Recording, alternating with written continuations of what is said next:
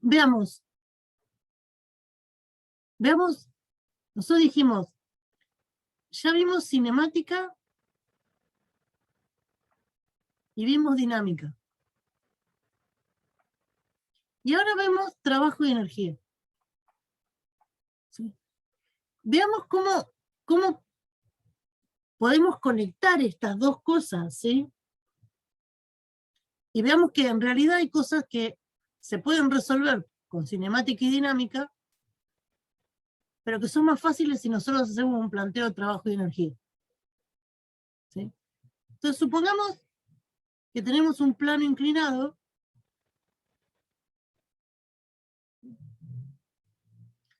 tenemos un cuerpo apoyado en el plano inclinado que lo empujamos con una fuerza F, ¿sí? Y lo queremos llevar desde una posición inicial hasta una posición final en el plano inclinado. Y por ejemplo queremos conocer cuál es la velocidad al final, ¿sí? Queremos saber cuál es esa velocidad final. Y lo movemos a ese cuerpo una distancia d a lo largo del plano inclinado.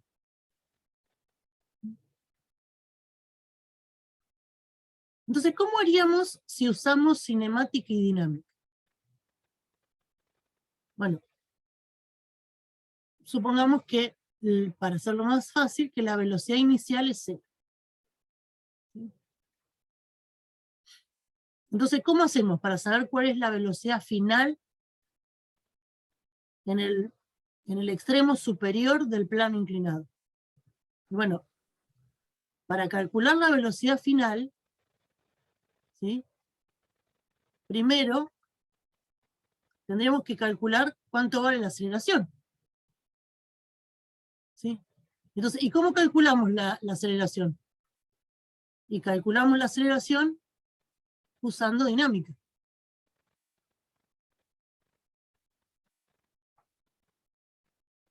¿Sí? Para calcular la velocidad final vamos a usar cinemática.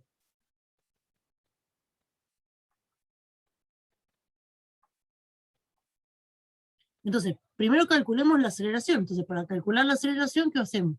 Diagrama de cuerpo libre. ¿Sí?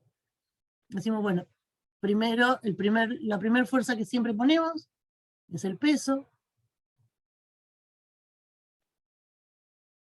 Tenemos aplicada una fuerza F. Después tenemos la interacción con el plano. Supongamos que tenemos fricción y que conocemos el coeficiente de fricción cinético. Entonces, ¿para dónde iría acá la fuerza de fricción? Hacia la izquierda, en contraposición con la fuerza que se le está... Perfecto, ¿sí? Acá aparecería la fuerza de fricción cinética, ¿sí? Y esto nos daría una aceleración hacia arriba del plano inclinado. Entonces, bueno, tendríamos que hacer la sumatoria de fuerza. Dijimos, ponemos todas las interacciones, la fuerza, el peso, la normal, la fuerza de fricción, y eso va a ser igual a la masa por la aceleración. Hacemos una sumatoria de fuerza en el eje X, y tendríamos el valor de la fuerza F menos la fuerza de fricción dinámica. ¿Alguna otra más en la dirección X? La dirección X Sí, sería... el peso no estaría el peso por el seno del ángulo. Perfecto. Negativo. ¿Sí? Tendríamos acá nuestro eje Y, nuestro eje X. Ya tendríamos la componente del peso, esta que está acá. Sería el peso por el seno de θ, igual a la masa por la aceleración. Y en la sumatoria de fuerzas en el eje Y, tendríamos la normal menos el peso por coseno coseno de θ igual a 0, porque en ese eje no tendríamos movimiento. ¿Sí? Sabemos que la fuerza de fricción cinética es el coeficiente de fricción cinético por la normal, o sea que esto nos quedaría mu sub k por mg coseno de tita. Entonces reemplazamos todo en 1, ¿sí?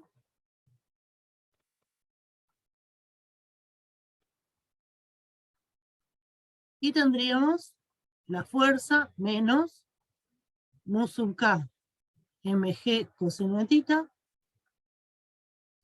menos mg seno de tita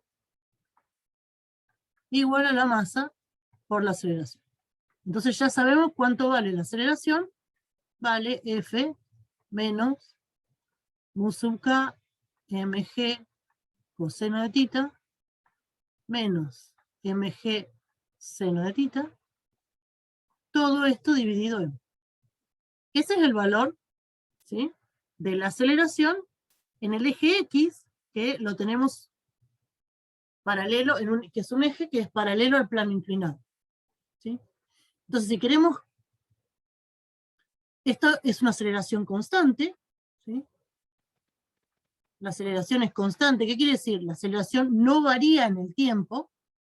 Entonces podemos encontrar la posición como x0 más b0x por t más un medio de at cuadrado, ¿sí? Y la velocidad final la podemos calcular como b0 en x, siempre en x hablando, más la aceleración por tiempo. Si adecuamos estas dos ecuaciones a nuestro caso, tendríamos que el x de t, colocamos el sistema de referencia al principio del plano inclinado,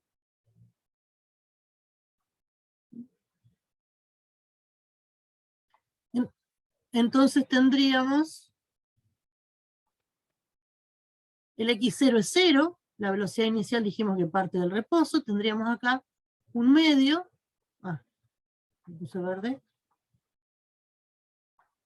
tendríamos un medio de a t cuadrado. Y la velocidad final, ¿sí?, sería a por t. Bien, entonces el tiempo final, ¿sí?, es decir, el tiempo, lo escribimos así, t es igual al tiempo final, y entonces el xs vale d, que es la distancia que recorre a lo largo del plano inclinado. Entonces de acá, con esta relación, podemos encontrar cuánto valdría. Conocemos la aceleración, podemos despejar el tiempo al cuadrado, ¿sí? O sea, el tiempo al cuadrado sería lo mismo que 2 por L sobre A. No la llamamos L, la llamamos D, perdón.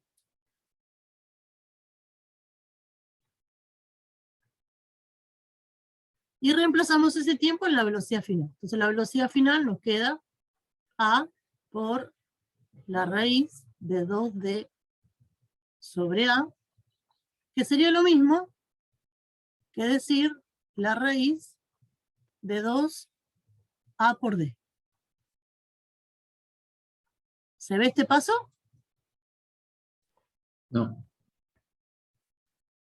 Metemos la aceleración adentro de la raíz.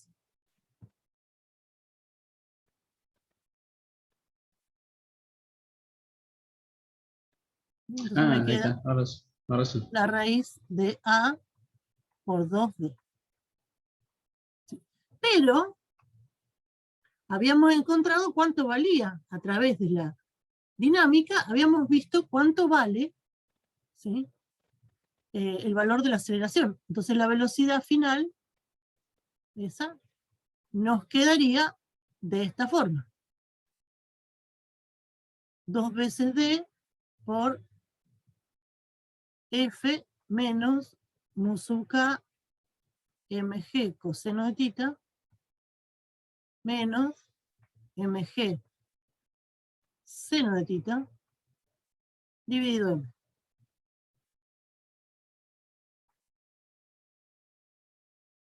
Y ahí encontramos, sería la velocidad final que tendría ese cuerpo en el extremo superior de la rama, usando cinemática y dinámica. ¿Sí? Ahora, lo que podemos hacer es usar lo que aprendimos recién.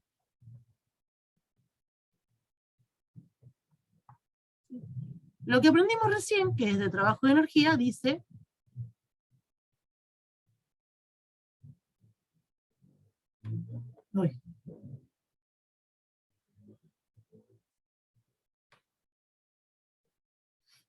dice, habíamos visto que el trabajo neto era igual a la variación de energía cinética. ¿El trabajo neto entre qué? Entre una posición inicial y una posición final. Y esto es lo mismo que un medio de la masa por la velocidad final al cuadrado menos la velocidad inicial al cuadrado. Entonces lo que tendríamos que ver ahora es el trabajo neto. ¿Sí? El trabajo neto era el trabajo que hacían, era la suma, el trabajo neto, lo podemos calcular como la sumatoria del trabajo de todas las fuerzas que actúan sobre ese cuerpo. ¿Sí? Entonces, ¿qué tendríamos que ver? Hacemos otra vez nuestro diagrama de cuerpo libre, y teníamos la fuerza F, porque así sabemos bien qué tenemos que calcular de trabajos.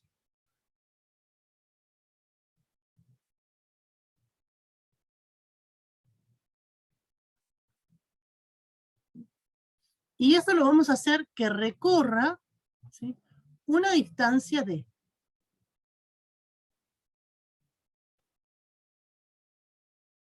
Entonces, calculemos primero el trabajo de la fuerza F.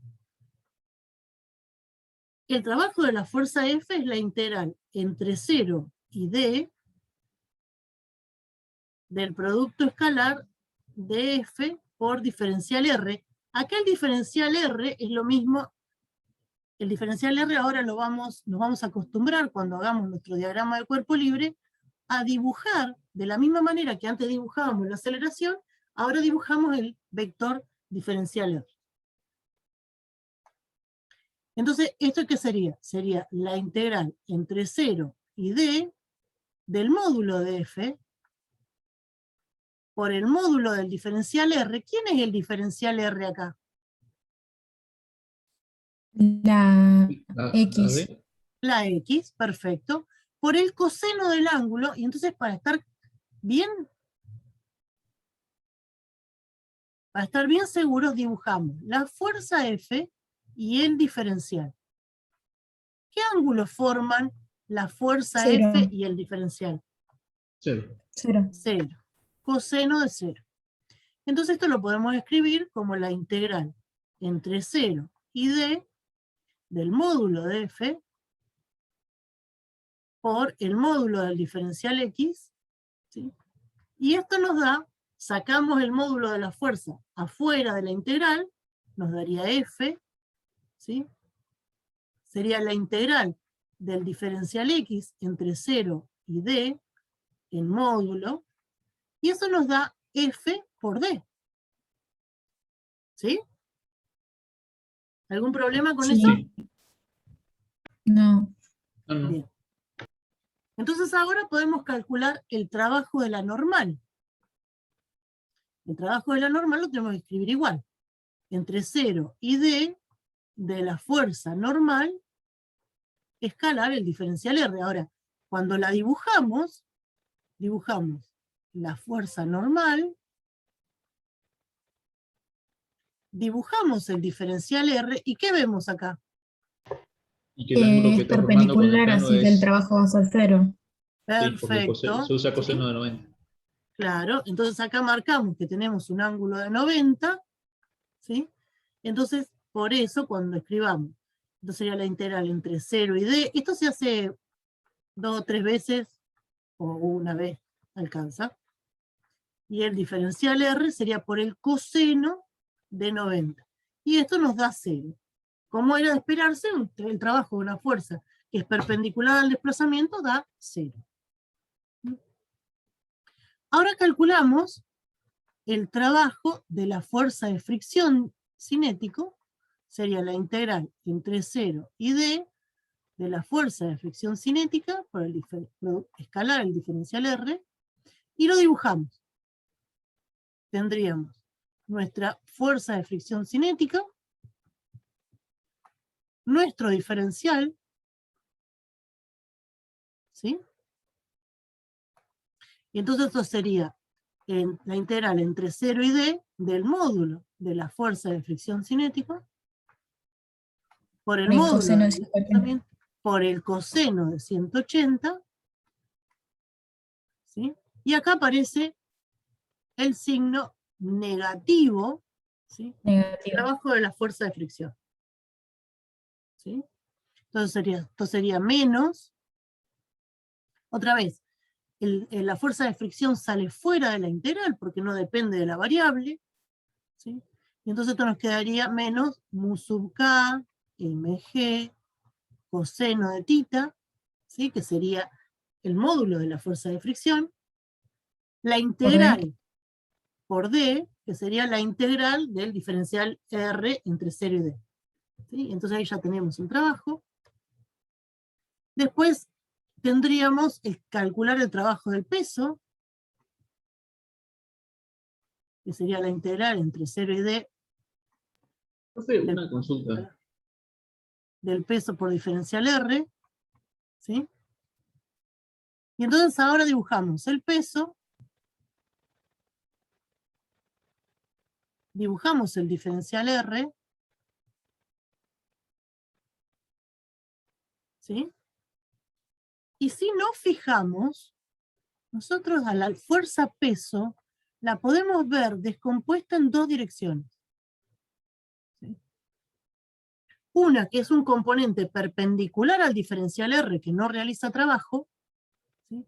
Y la otra, que es la componente en X del peso, que es P seno de tita, que sí realiza trabajo, y entonces esto nos quedaría, que esto es menos P seno de tita. ¿El menos de dónde viene? Viene porque el ángulo, ¿sí?, es mayor de 90 por L. ¿Sí? Después podemos ver bien quién es L seno de tita. ¿Sí? Entonces ahora ya tenemos todos los trabajos hechos por cada una de las fuerzas, entonces podemos calcular el trabajo neto. Esto era D. Lo habíamos llamado D y no L. ¿Sí? Entonces ahora podemos escribir quién es el trabajo neto. El trabajo neto es igual. Tendríamos el trabajo de la fuerza F, que es F por D, menos el trabajo de la fuerza de fricción,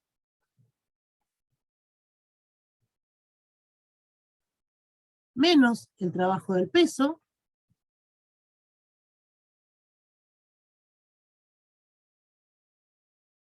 ¿sí? Y esto lo vamos a igualar, dijimos,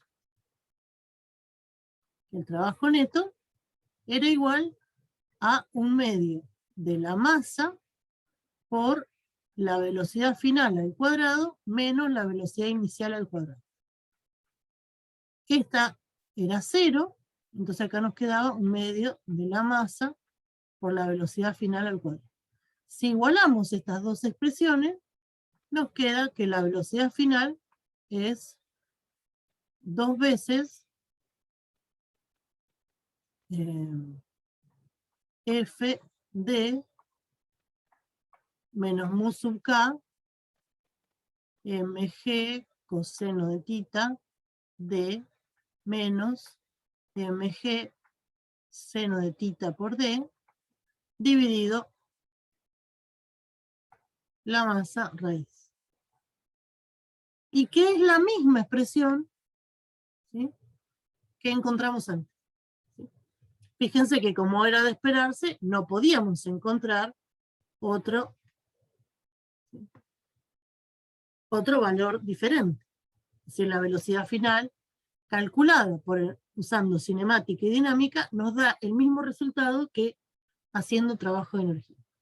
Puede ser que al principio no se vea la diferencia de la ventaja, ¿sí? Pero para vincular fuerzas, desplazamientos y velocidades es mucho más rápido trabajo y energía que cinemática más dinámica, ¿sí?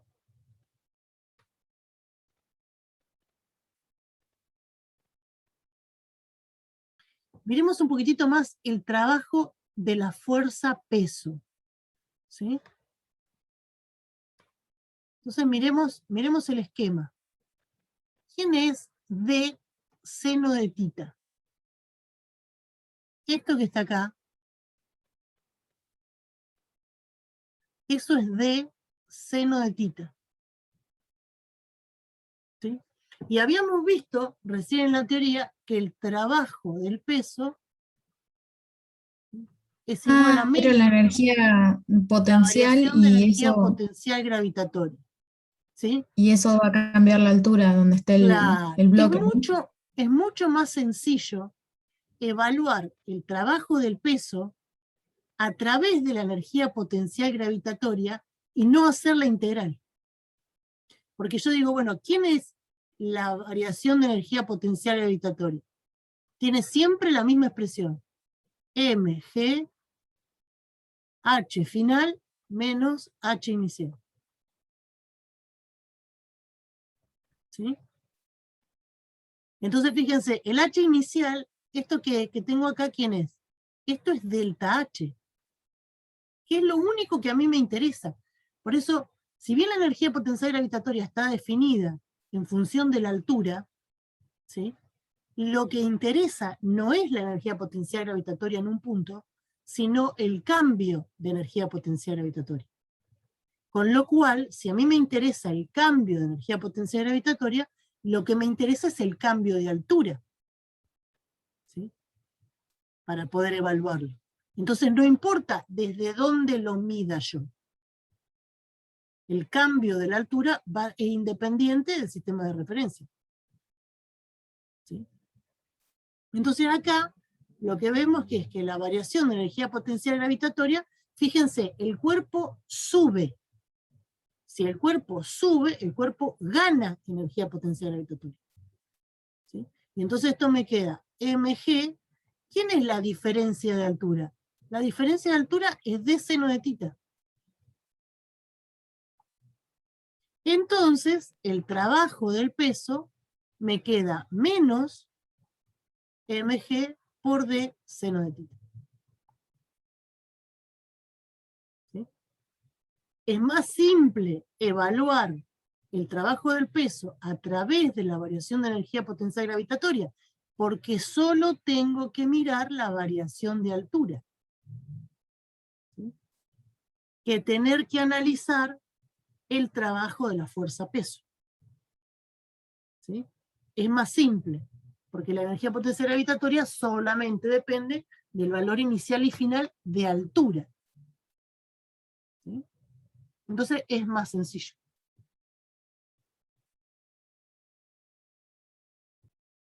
Algo que tenemos que poder evaluar, ¿sí? Y que es muy importante, ya lo dijimos, ¿sí? Es el tema de la conservación de energía. Entonces, para hablar de la conservación de energía, no podemos evitar hablar de lo que son fuerzas conservativas y no conservativas, ¿sí? Cuando uno dice que, por ejemplo, si uno tiene un objeto, ¿sí?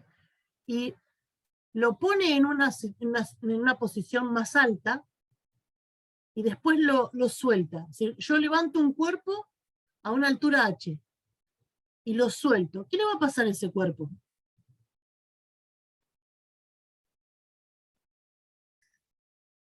Va a perder energía potencial. Claro, va a empezar a caer, y cuando va cayendo, ¿qué le va pasando a su velocidad? Va Va aumentando el aumentando. módulo hacia abajo, ¿verdad? Sí. Sí, Entonces porque uno tenemos puede la pensar, aceleración de la gravedad. claro, uno puede pensar que uno puede almacenar energía cinética en forma de energía potencial, ¿sí? Es decir, como que yo tengo primero energía potencial, ¿sí? Y cuando lo libero, voy perdiendo energía potencial, pero voy ganando energía cinética. ¿Sí? Entonces ahí veo claramente una transformación de energía potencial gravitatoria en energía cinética. ¿Sí? Si no tuviéramos fricción, toda la energía potencial gravitatoria se iría transformando en energía cinética. ¿Sí? Si uno piensa en una persona, ¿sí?, que transita desde una posición inicial a una posición final, si yo estoy evaluando el trabajo de la fuerza gravitatoria, a mí no me interesa por cuál fue el camino que recorrió para llegar de la posición inicial a la posición final. ¿Sí? Simplemente me interesa la posición final y la posición inicial. Por eso decíamos que hablábamos de energía potencial. ¿Sí?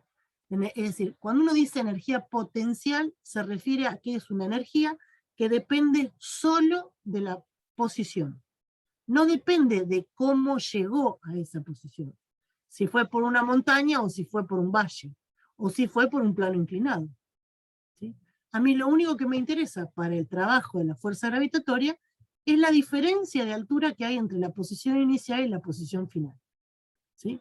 Por eso lo llamamos energía potencial, una función potencial que depende solo de los valores inicial y final. ¿Sí?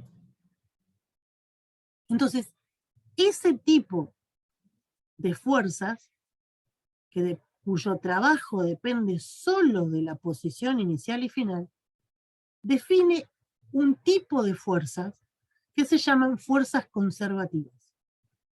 Es decir, las fuerzas conservativas son aquellas cuyo trabajo no depende del camino recorrido, sino de la diferencia entre una posición final y una posición inicial.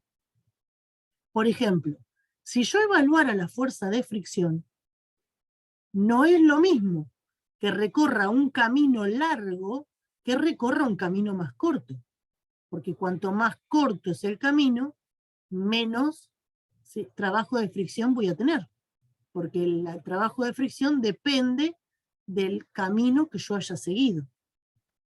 Entonces la fuerza de fricción no es una fuerza conservativa, porque su trabajo depende de la trayectoria. ¿Sí? Entonces aquella fuerza cuyo trabajo es independiente de la trayectoria, se denominan fuerzas conservativas. En nuestro caso, las fuerzas conservativas que vamos a ver son solamente dos: la fuerza gravitatoria y la fuerza elástica. Porque se acuerdan que a la fuerza elástica también le asociamos una energía potencial elástica, que no dependía de cómo estiramos el resorte, sino de cuánto está deformado el resorte al final y al principio. ¿Sí? Es otra función potencial, es otra función de estado. ¿Sí? Entonces, esas son las fuerzas conservativas.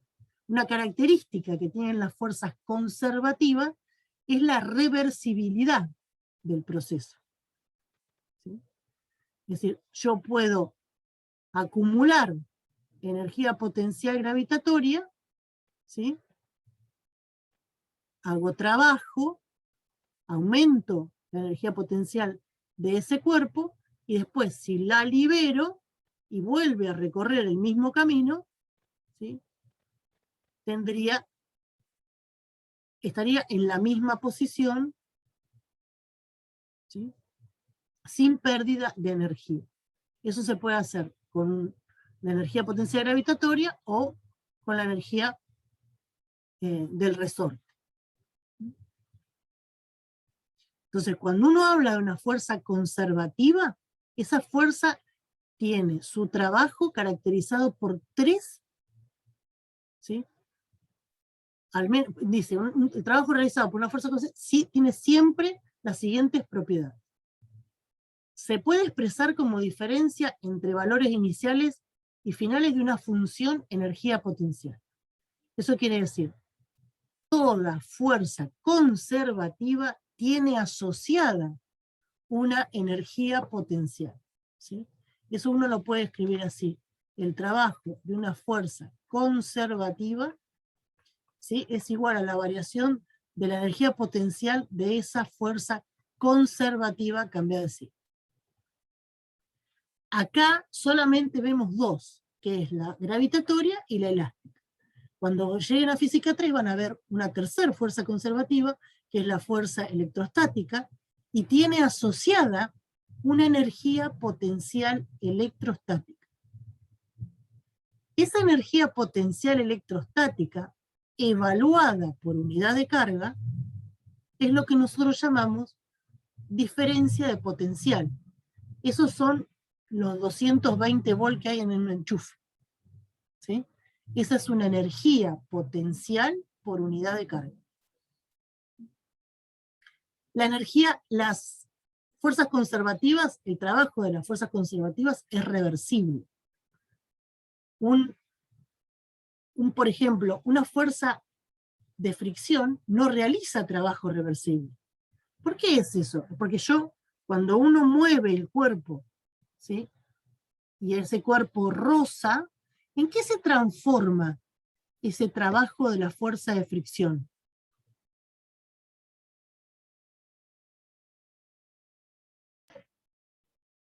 No entendí, profe. Si yo froto, ¿sí?, yo froto calor? el cuerpo contra la superficie, esa fricción que estoy realizando, ¿en qué se me transforma? Si ustedes frotan dos cuerpos, ¿sí?, uno contra otro, ¿qué les Eso pasa que a esos dijo dos cuerpos? Lucas, No te escuché, Yanela.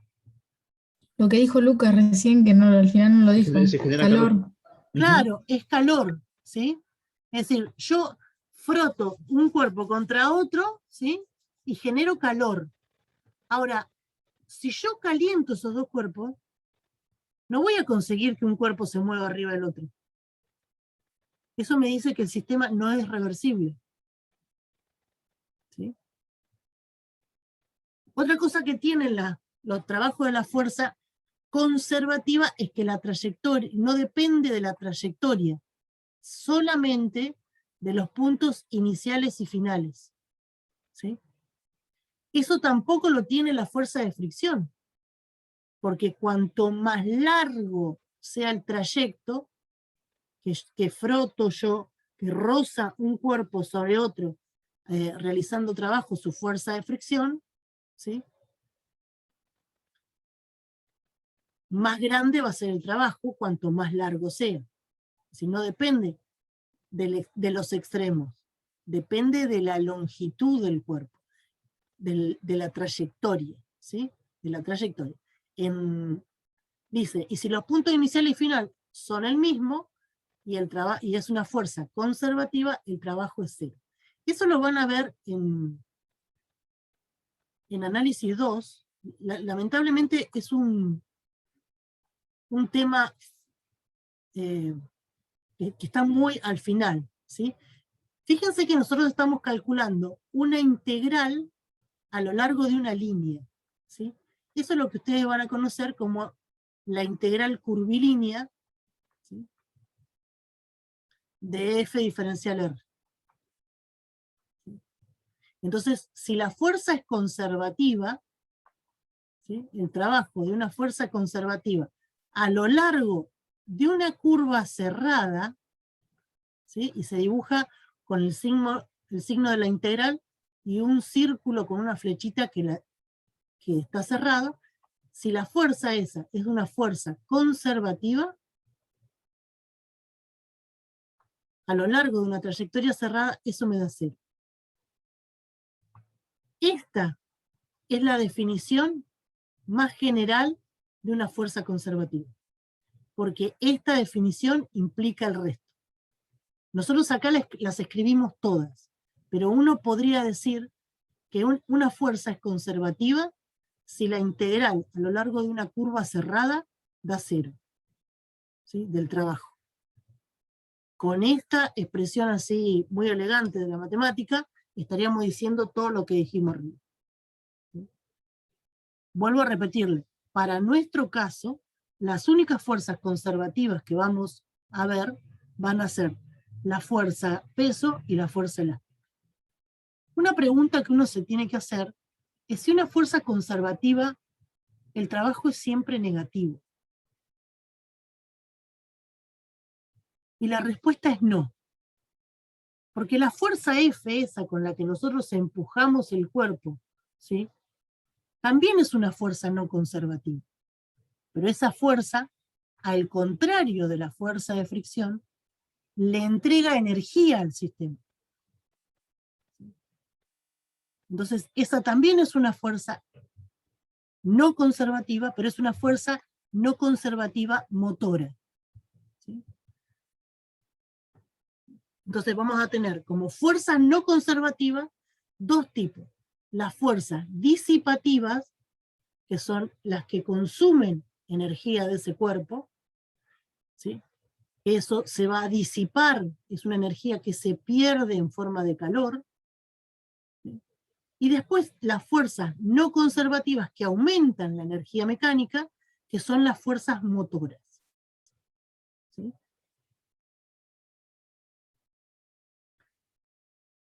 Si uno escribe el teorema del trabajo y la energía, que era trabajo neto o trabajo de la fuerza neta o trabajo total, igual a la variación de energía cinética, puede desglosar el trabajo neto en dos grupos de fuerzas: las fuerzas conservativas y las fuerzas no conservativas. Ahora, las fuerzas conservativas, dijimos, tienen asociadas energías potenciales, ¿sí? Entonces podemos escribir, en lugar de poner el trabajo de las fuerzas conservativas, podemos poner menos el cambio de la energía potencial, porque esa era la relación que había entre la fuerza conservativa y su energía potencial asociada. Entonces, escribiéndolo así, pasamos después la variación de energía potencial al otro lado, y nos queda que el trabajo de las fuerzas no conservativas es la suma de la variación de energía cinética más la variación de energía potencial. Si recuerdan, estas, ¿sí?, las llamábamos energía mecánica, a la suma de energía cinética más energía potencial gravitatoria más energía potencial elástica. Entonces acá encontramos otra manera, ¿sí?, de plantear el teorema de trabajo de energía de otra forma. Podemos decir trabajo neto igual a variación de energía cinética, o trabajo de fuerzas no conservativas igual a la variación de energía mecánica.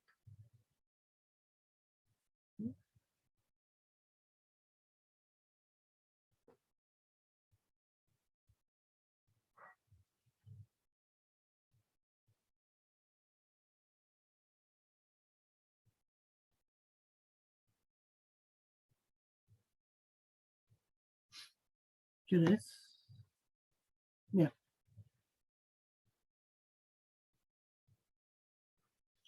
Y por hoy lo vamos a dejar acá.